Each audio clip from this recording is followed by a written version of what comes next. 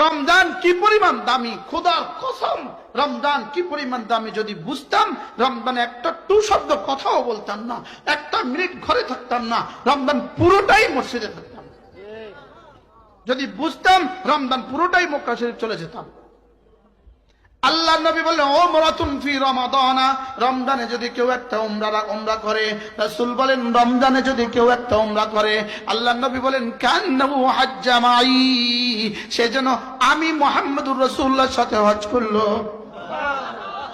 এবার রাসূল বলেন রমজানের শেষ দশকে যদি কেউ ইতিকাফ করে, একদিন যদি কেউ আল্লাহর ঘরে ইতিকাফ করলো, আল্লাহ নবী বলেন জাহান্নাম তার থেকে তিন খন্দক দূরে চলে যাবে, 3 খন্দক দূরে চলে যাবে। আর 1 খন্দক হলো 80 বছরের রাস্তা। কি এরপরে রাসূল বলেন যদি রমজানের শেষ দশকে কেউ লাইলাতুল কদর পেয়ে যাও, ফামান খামা ঈমানান ওয়া ইহতিসাবা, লাইলাতুল কদর যদি কেউ পেয়ে যাও ঈমানের সাথে আর সওয়াবের আশায়, গুফিরা লাহু মা তাকাদ্দামা মিন যামবিহি, জীবনের সব গুনাহ মাফ।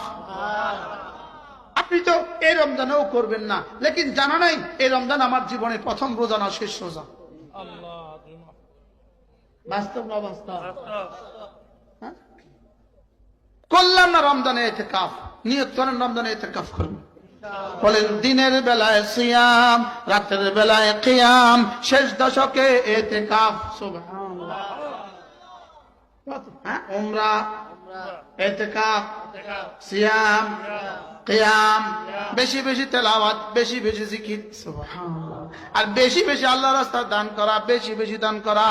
মান ফাত্তারা সাইমা, যে কোন রোজাদারকে ইফতার করাইলো, ফালাহু আজরু মান সাম, ওই রোজাদারের সমপরিমাণ নেকি আল্লাহ তাআলা তাকে দিয়ে দিবে।